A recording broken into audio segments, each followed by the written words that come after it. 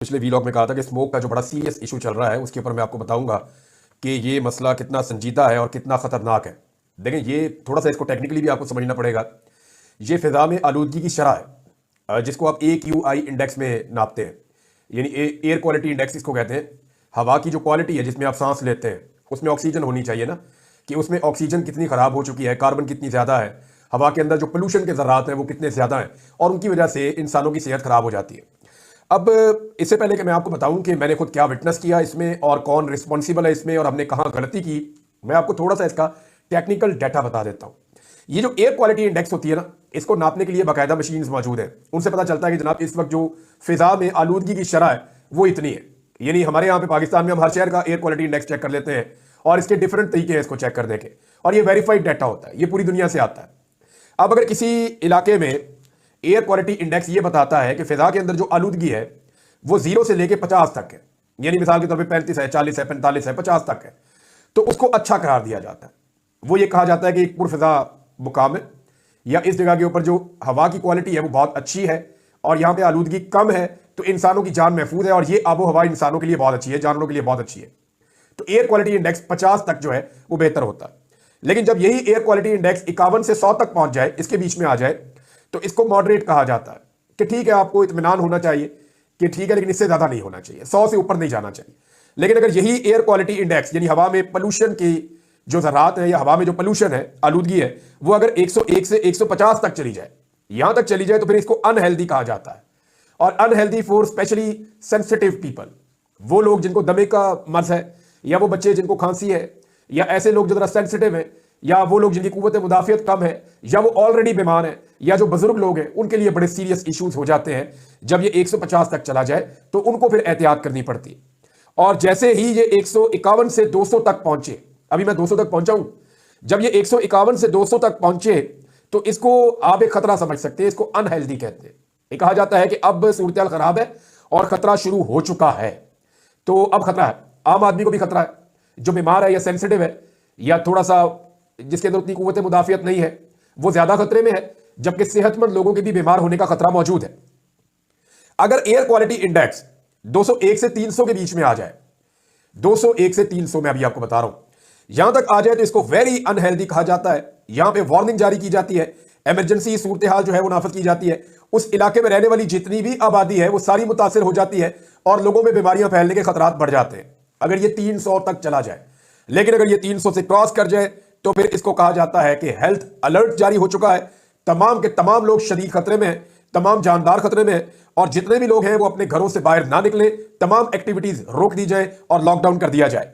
अब इसको जो है वो कहा जाता है इंतहाई खतरनाक सूरत हाल, ये 300 से ऊपर चली जाए तो। अब हमारे ये हो रहा है कि जैसे ही मौसम पाकिस्तान में बदलता है तो पंजाब के अंदर खास तौर पे ये एयर क्वालिटी इंडेक्स 400-500 पे तो नॉर्मल चला जाता है। अब मैं आपको बताने वाला हूं कि मुल्तान में और लाहौर में, इवन चकवाल के इलाके जहां पे कभी भी ये 50, 60, 70 तक नहीं जाता था, इससे ऊपर तो 100 तो क्रॉस ही नहीं करता था। तो आज जब मैंने चेक किया चकवाल का, मैंने चेक किया कलरकहार का और दीगर एरियाज का जो निस्बतन बेहतर थे सॉल्ट रेंज में, वहां पे एयर क्वालिटी इंडेक्स 250 से ज्यादा था। यानी ये इंतहाई खतरनाक सूरत हाल है।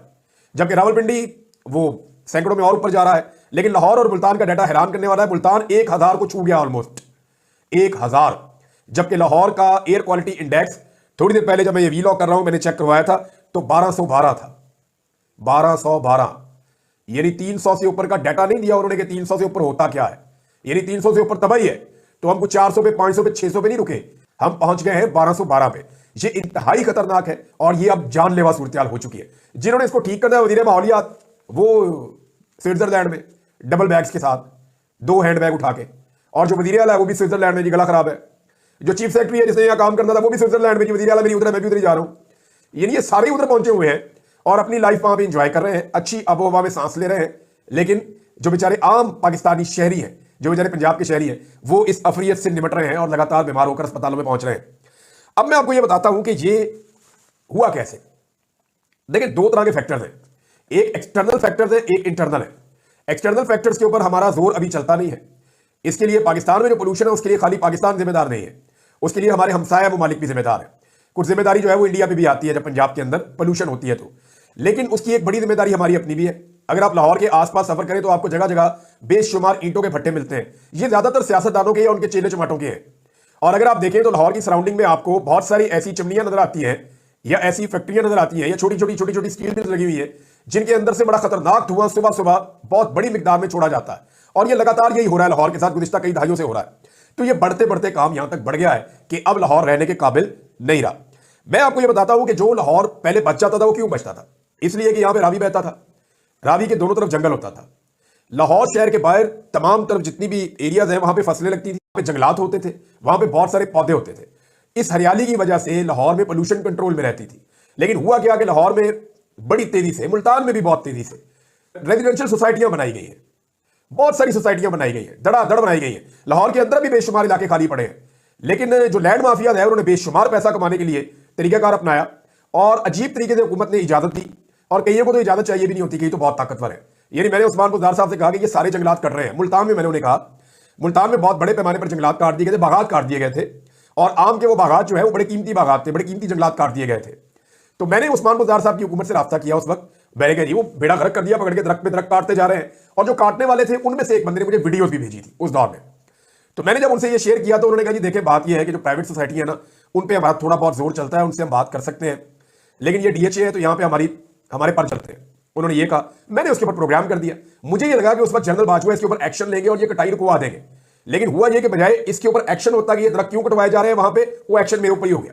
मेरे ऊपर एक के बाद एक दबाओ, एक के बाद एक दबाओ, जी वीडियो डिलीट करो, ये करो वो करो। मैंने कहा कि मैं क्यों करूं, मुझे बताएं। फिर मेरे पास जो सबूत थे मैंने उन साहब को दिए, जो ऑफिसर थे कि जनाब ये देखें तबाही फैल गई है वहां पे।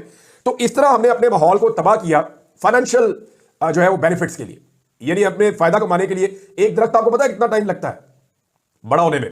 10 साल, 15 साल, 20 साल में एक दरख्त तैयार होता है, फिर वो चलता है लंबे अरसे तक। और काटने में पता कितना टाइम लगता है? 5 मिनट, 10 मिनट। तो 5-10 मिनट के अंदर आप सालों की मेहनत जाया कर देते हैं। और उसका खुमियाजा फिर कुदरत फिर हमसे बदला लेती है। उसका खुमियाजा जो है वो हर जानदार चुकाता है। हर वो आदमी जिसको उसमें से हिस्सा नहीं मिलता, लेकिन उसको उसका हिस्सा देना पड़ता है। वजह यह है कि ये लोग जिन्होंने इतनी बड़ी बड़ी सोसाइटीज, इतने बड़े बड़े ये प्लॉटिंग की हुई है, इतना सारा पैसा बना लिया, ये लोग तो चले जाएंगे उन मुल्कों में जहां पे AQI अच्छा है, एयर क्वालिटी इंडेक्स, जैसे मरियम नवाज चली गई है। यहां तो रह जाएगा वो गरीब बेचारा जिसकी कोई मलकियत भी नहीं थी जगह। जब दरख्त कट रहे थे वो बेचारा कुछ कह भी नहीं पा रहा था। तो मामला ये है कि इस तरह हमने ज्यादती की है, हमने जुल्म किया है। कहीं बैरिया टाउन बन गया, कहीं कोई और टाउन बन गया, कहीं ये सोसाइटी बन गई, कहीं वो सोसाइटी कट गई। तो हर तरफ जो है जंगलात की तबाही फेरी। कुछ लोगों ने अच्छा काम किया, उन्होंने कुछ पौधे लगाए भी हैं, लेकिन ज्यादातर लोगों ने तबाही फेरी है। और जिस तरीके से मशरूम ग्रोथ हुई है सोसाइटियों की, उसके बाद पाकिस्तान में अब एयर क्वालिटी इंडेक्स वहां पहुंच गया है कि ये शहर रहने के किसी तौर काबिल नहीं रहे। अब आप इससे बच कैसे सकते हैं? बड़ा लंबा एक मिशन चाहिए, कई सालों की मनसूबाबंदी चाहिए।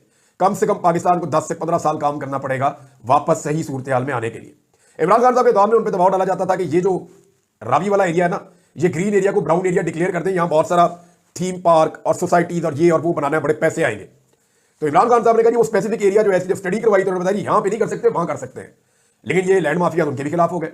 और अभी शहबाज शरीफ साहब ने अलीम खान को बहुत बड़ी जमीन की इजाजत दी है, जो इमरान खान साहब के दौर में वो NOC जारी नहीं हो रहे थे, वो नहीं मिल रही थी। बहरहाल इसके ऊपर फिर हम दोबारा भी बात करेंगे। सूरत हाल इंतहाई तशवीशनाक है, इंतहाई खराब है। एक तस्वीर मैं आपको दिखाता हूं नाज़रीन, जरा तस्वीर आप देखें। ये तस्वीर है जनाब हमारे प्यारे वजीर आज़म, इसके अंदर जरा ढूंढ के दिखाएं आप मुझे। ये देखें, वो कभी कभी आप देखते हैं ना, आपको मिल जाते हैं अखबार के अंदर, जो बच्चों के अखबार होते हैं, फ़र्क तलाश करें, या इस तस्वीर के अंदर जो है वो एक फलां चीज़ छुपी हुई है उसको तलाश करें। तो ये तस्वीर मैं आपको दिखा रहा हूँ, ये जनाब मुसलमान हुक्मरानों की है। और इस तस्वीर के अंदर जहां मुसलमान हुक्मरान खड़े हुए हैं, इनमें एक जो है वो एटमी मुल्क का सरबराह भी है। यानी जो मुल्क एटमी ताकत है, इन तमाम मुल्कों में से सिर्फ एक मुल्क है जिसके पास एटमी कुव्वत है, या जो एटम बम चलाने की, एटम बम जिसने बनाया हुआ है उनके पास ये सलाहियत मौजूद है।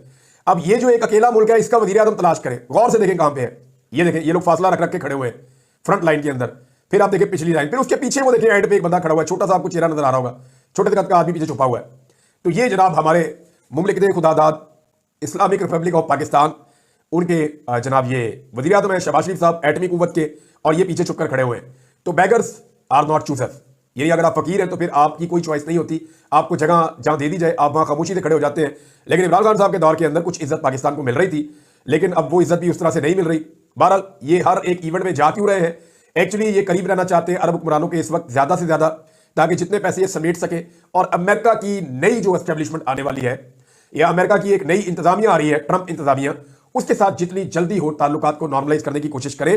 पाकिस्तान के रवायती मीडिया ने भी बता दिया है कि वाकई में शहबाज शरीफ की हुकूमत इस वक्त पूरा जोर लगा रही है, दिन रात कोशिश कर रही है और सर तोड़ कोशिश कर रही है कि किसी तरह डोनाल्ड ट्रंप इनकी तरफ देख ले और इनकी बात सुन ले या इनकी टेलीफोन कॉल उठा ले। मुमकिन है कि वो उठा ले फोन, मुमकिन है कि वो इनके साथ बात कर ले, लेकिन क्या वो अपना मौकिफ बदल देगा इमरान खान के मामले पर? बड़ा सवाल ये है। और इनके पास अब कोई ऑप्शन बाकी बचा नहीं है कि किसी तरह जो अमेरिका की आने वाली क़यादत है उसको भी जो बाइडन की तरह राम कर लिया जाए, लेकिन फिलहाल तो ऐसा दिखाई नहीं दे रहा। इसमें नाज़रीन एक खबर और है। शानदाना गुलजार साहिबा ने एक दावा किया था कि एक नौजवान जिसने एहतजाज किया काजी फायद ईसा के खिलाफ, उस नौजवान के वालिद को पकड़ा गया, फिर उसको ड्रिल मशीन से उसको टॉर्चर किया गया, उसके बाद उसने जो है वो माफ़ीनामा लिखा और माफ़ी मांगी। लेकिन अभी एक नौजवान है, उनका स्टेटमेंट सामने आया, मैं आपको पढ़ के सुना देता हूँ। और ये जो स्टेटमेंट आया है इसको पढ़ने के बाद तो बहुत तकलीफ हो रही है कि क्या ये निज़ाम इस हद तक भी जा सकता है काजी फायद ईसा के लिए।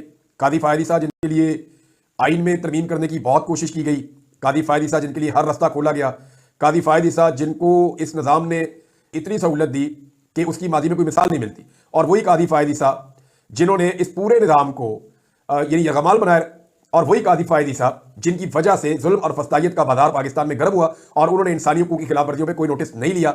आज एक तो जब वो चीफ जस्टिस थे तब इंसानी हकूक़ की खिलाफ वर्जियां हो रही थी, उन्होंने कभी नोटिस नहीं लिया, लेकिन आज वो चीफ जस्टिस नहीं है तो भी उसकी वजह से इंसानी हकूक़ की खिलाफ वर्जियां हो रही हैं। मिसाल के तौर पर नुमान इकबाल ये बताते हैं कि मेरे खिलाफ फाइल पर साइन करने का कहा गया, मेरे वालिद ने इनकार किया, तो मेरे छोटे भाई की टी शर्ट उतार कर वालिद को कहा साइन करते हो या फिर इसकी पैंट भी उतारें।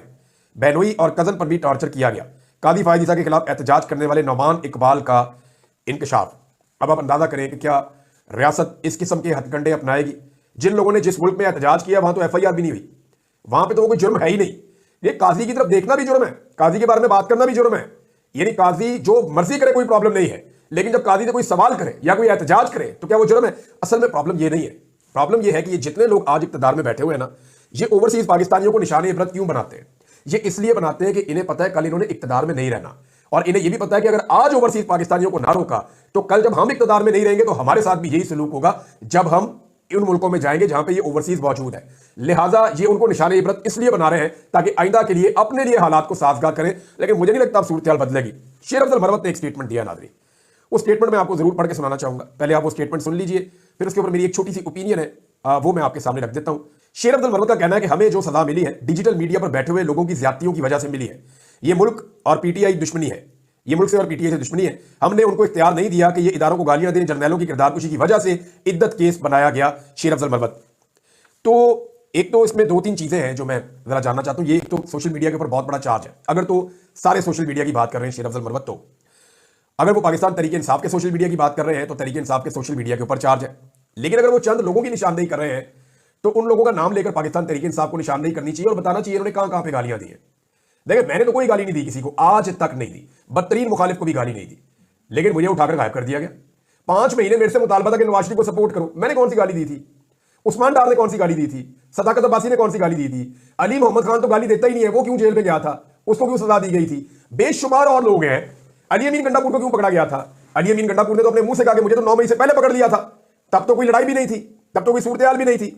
ये टॉर्चर का सिलसिला तो बहुत पहले से शुरू हो गया था। 9 और 10 अप्रैल को जब इमरान खान साहब की हुकूमत गिराई गई 2022 में, तो तब किसने गालियां दी थी? या उससे पहले भी कोई गालियां दे रहा था? उसके बाद 25 मई को जिस लेवल का टॉर्चर हुआ पाकिस्तान तहरीक इंसाफ के ऊपर, उस वक्त तो कोई गाली नहीं दे रहा था, कोई ऐसी बात नहीं हुई थी। हाँ, मैं आज भी कहता हूं कि जो लोग गाली दे, बदजुबानी करे, इखलाक से गिरी हुई बात करे, वो नामुनासिब है, वो नहीं होनी चाहिए। वो इखलाकियात का दायरा दामन नहीं छोड़ना चाहिए, उसके दायरे के अंदर रहने की कोशिश करनी चाहिए।